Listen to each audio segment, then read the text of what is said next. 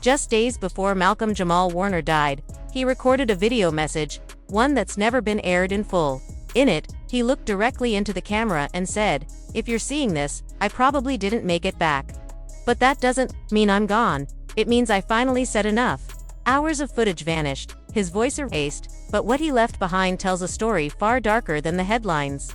Because this wasn't just a death, it was a warning. This wasn't merely a drowning, nor simply a heartbreaking accident. It felt like a warning. Malcolm-Jamal Warner, the man who grew up before America's eyes, cherished by millions for his calm strength and quiet elegance, is gone. They claim he died in a tragic swimming mishap while vacationing with his 8-year-old daughter in Costa Rica. A riptide, they say, dragged him under swiftly and peacefully. But what they won't admit is that Malcolm was on the verge of exposing something, and now, his voice has been silenced forever. Just 3 weeks before he passed, Malcolm had started filming a documentary that aimed to strip away Hollywood's polished illusions and reveal its darkest truths. In Hollywood, if you're a black man who refuses to wear the dress, play the fool, or sell your soul, the price isn't just your career, it could be your life. Katt Williams is speaking out, and his words are nothing short of chilling. He says this wasn't random. They wiped out a man who stood for dignity and truth. The footage Malcolm filmed vanished. The studios he called out silent. Now the world rushes to call him a legend, but when he needed voices beside him, no one spoke. So we have to ask, was this truly an accident? Or was Malcolm-Jamal Warner silenced for refusing to play by their rules? This is the story they never wanted told, and every second of it matters. They said he drowned. They called it a family vacation gone wrong. But they left out what really happened in those final hours. Behind the headlines and hollow tributes stood a man gripped by fear, watched, threatened, cornered, and then erased. Malcolm-Jamal Warner, forever remembered as the sharp, warm-hearted Theo Huxtable from The Cosby Show, was more than just a familiar face on TV. He was a symbol of black excellence on primetime, a quiet revolutionary who challenged Hollywood's game without ever raising his voice.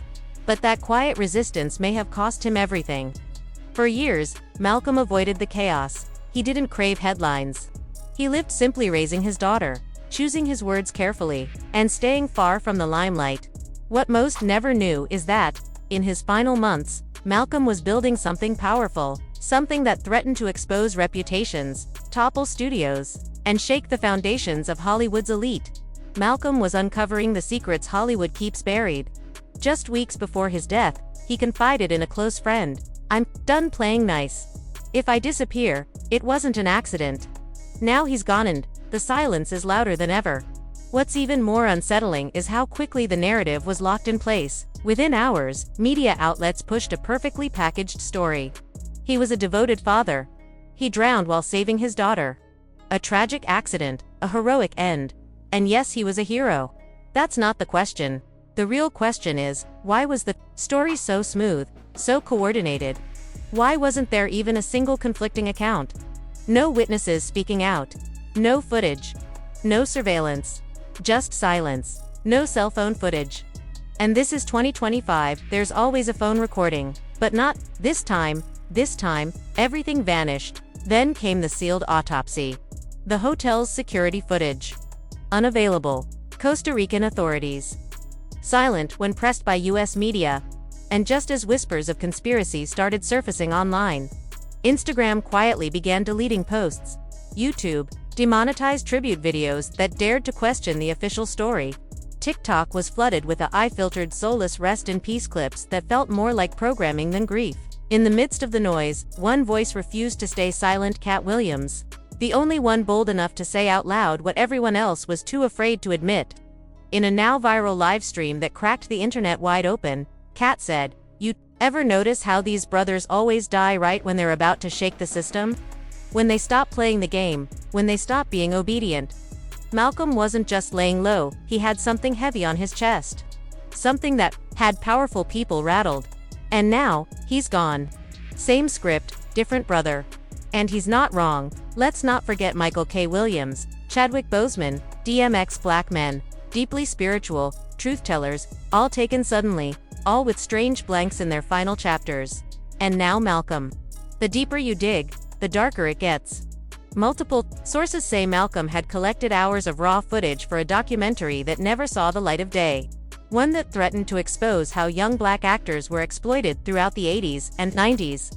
He reportedly sat down with former child stars, some now homeless, some battling recovery, others still living in fear. He was connecting the dots. He was calling out names. But the footage, gone, wiped clean. His cloud storage was accessed the same night he died. Let that sink in. His phone was found. So was his laptop, but every project file erased. No backups, no digital trail. His publicist said, "We're devastated." He was working on something powerful, something close to his heart. But when asked for details, she quickly deflected. Pressed about the production team, she claimed there wasn't, and yet multiple sources say otherwise. Allegedly, Malcolm had teamed up with a small group of independent filmmakers, most of whom have now gone completely dark, social media wiped. Phones dead, websites gone without a trace. What were they trying to hide? And then there's the letter. Just 3 days before his death, Malcolm reportedly sent a sealed envelope to his lawyer, marked "For my daughter. If anything happens to me." Its contents haven't been made public, but a family insider says it holds passwords, names, locations. A warning he wanted the world to hear. But now, who's left to speak it? Because the people who should be raising their voices are staying silent. No statements from major producers. No word from his former co-stars. Not even a tribute from The Cosby Show family. In fact, insiders claim one actress, whose name we won't reveal just yet, was instructed by her agency to stay silent due to ongoing investigations. What investigations? None have been publicly acknowledged unless there is one, just not the kind they ever intended the public to hear about. Because now, things are starting to add up. Malcolm didn't drown because he was reckless. He didn't die by chance or bad timing. He died because he was finally ready to speak. And now, the truth he carried may never reach the world. But Katt Williams made one thing painfully clear. If we let this pass, if we just mourn and move on, it becomes open season on every brother out here trying to tell the truth. And that's the heart of it. This isn't just about Malcolm. It's not just one tragedy. It's about the system. The silence. The cover dash-up. The real question isn't how Malcolm-Jamal Warner died, it's who silenced him. And why. They want you to believe it was just water. Just another drowning. Just a vacation. That turned tragic. But when you start peeling back the layers, when you actually listen to those who truly knew Malcolm, a far darker truth begins to emerge. Katt Williams isn't just another voice shouting online, he's been on the inside. He's seen how the system works. And according to him, the same machine that tried to crush him did everything it could to break Malcolm. But Malcolm wasn't like the rest. He didn't chase attention. He didn't sell his soul for fame or watered down his identity to fit the mold Hollywood tried to force on him. That's what made him dangerous. That's why he was a threat. In a now viral interview, Katt once said, "If you're black in Hollywood, and you ain't putting on a dress or playing the fool, you're a problem." And that quote, it hits even harder now, in the wake of Malcolm's death, because Malcolm refused. He turned down roles that mocked black men. He walked away from deals that required him to be the punchline. And most of all, he spoke out not with outrage, but with quiet, unwavering dignity. And in an industry built on exploitation, dignity is dangerous. Insiders say Malcolm had been quietly working on a documentary, raw, unfiltered, and deeply personal. It aimed to expose how black actors are boxed in, manipulated, and discarded the moment they're no longer marketable. But that project never saw the light of day. Now, there's no trace of it. His hard drives, gone. His notes, missing. Friends recall him saying he felt watched in the weeks leading up to that Costa Rica trip, but no one really listened, not until it was too late. The official report says he drowned while saving his daughter. And yes, that's heroic. But something doesn't sit right. That resort had 3 certified lifeguards on duty that morning. The beach, marked safe for swimming. And yet not a single witness came forward in the first 48 hours. No video. No bystander photos. No tourists speaking up. Just silence, like someone wanted the story to vanish without a trace. Then, only days later, TMZ dropped a polished tribute montage of Malcolm's life, complete with interviews, childhood clips, and carefully curated legacy footage. The kind of package that takes weeks to produce. It didn't feel like a tribute, it felt rehearsed, scripted. Soon after, Katt Williams took to social media and he didn't hold back. They only loved Malcolm once he was gone. He said, When he was alive, they ignored him, left him on read. He didn't play their game, and now they want to claim him like he was theirs. Nah, he was one of ours. And they hated that, but what hits the hardest is what Katt revealed next. Just a month before Malcolm's death, the two had a private conversation. Malcolm told him, "I feel like I'm being watched.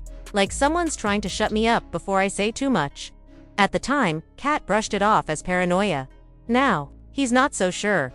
Rumors had begun swirling that Malcolm was preparing to launch a podcast raw, unfiltered, and unafraid. He was ready to speak openly about his life in Hollywood, to call out the contracts, agents, and directors who preyed on young black talent. He was done staying silent. And then just like that he was gone. Still, the media calls it a tragic accident.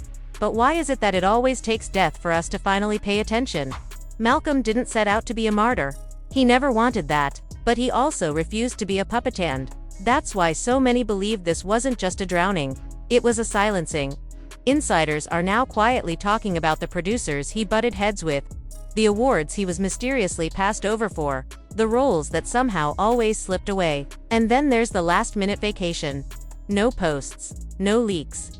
Just a private trip that turned into national news. And one more thing we can't overlook: Malcolm's 80-year-old daughter was pulled from the water unharmed.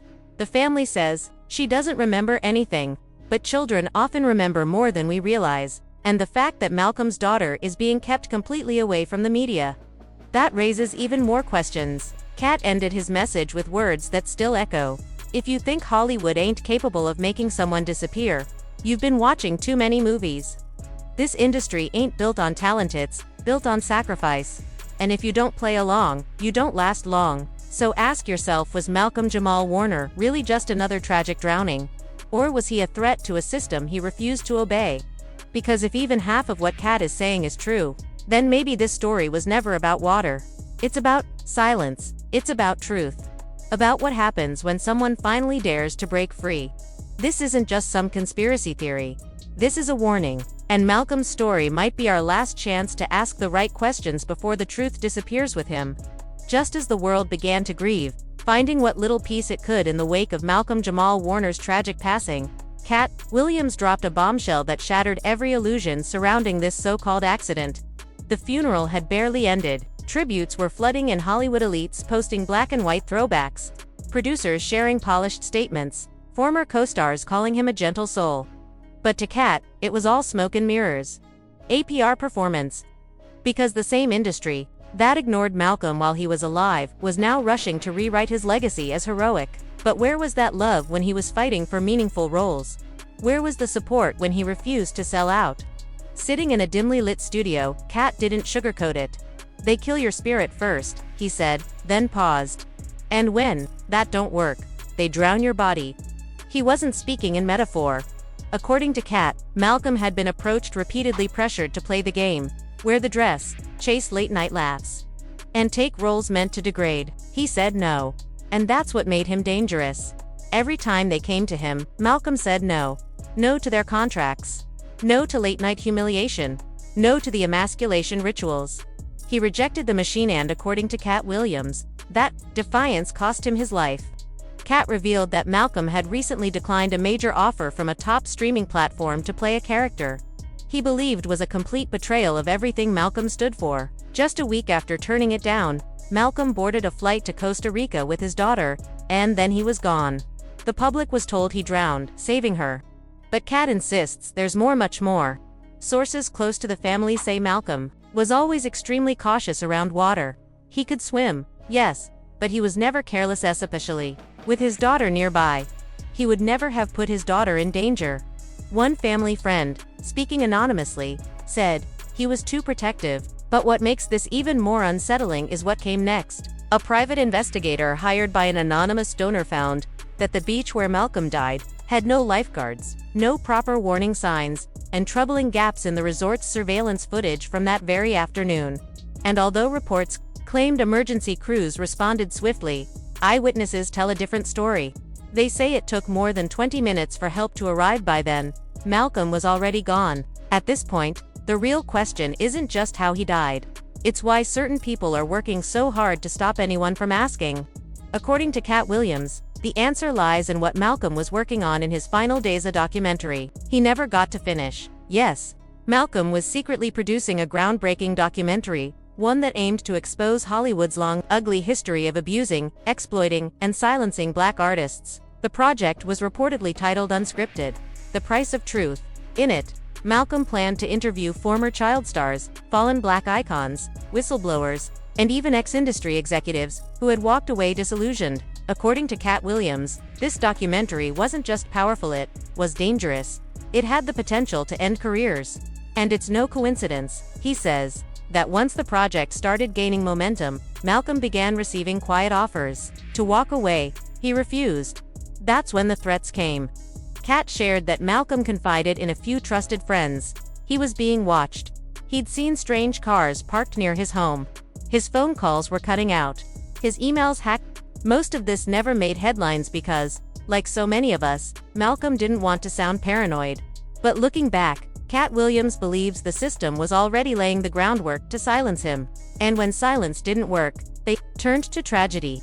One of the most chilling revelations came when Katt revealed a screenshot allegedly from Malcolm's personal email dated just 2 days before his trip to Costa Rica. The subject line read, "Final warning, let it go." The sender, an encrypted address. Katt's team hasn't confirmed its authenticity, but the timing is too suspicious to ignore. That wasn't a vacation, Katt said. That was an escape. Malcolm was trying to breathe, to regroup, but he never made it back. And now, the same media that ignored him for years is rushing to crown him a legend. They call him a pioneer, a voice for a generation only now that he can't speak for himself. The same studios that blacklisted him from leading roles are suddenly calling him an inspiration. The same platforms that refused to air his independent work are now profiting off his name with glossy memorial documentaries, and the same publicists who once labeled Malcolm too difficult to market are now profiting from his legacy. In the final moments of his interview, Katt's voice cracked. "Y'all don't understand what this man was fighting for," he said. "He wasn't trying to be rich. He was trying to be real. Malcolm didn't die because of an accident, he died because this system doesn't know what to do with a black man who refuses to kneel." And then, as if slicing through every heart watching, Katt dropped one last bombshell. Malcolm had recorded a message, his final one. A video that never aired. He said it was filmed just 48 hours before Malcolm left for Costa Rica, recorded on a handheld camera in his own backyard. It was meant to serve as a trailer for the documentary series. A message that ends with Malcolm staring straight into the lens and saying, "If you're seeing this, I probably didn't make it back. But that doesn't mean I'm gone. It means, I finally said enough." No one's seen the full video yet. Katt says he's still trying to recover the original file from a corrupted hard drive. But the snippet alone has already gone viral, and what it reveals is more than a death. It's more than a conspiracy. It's a man who knew time was running out and still chose truth over safety. It's a father who died protecting what mattered.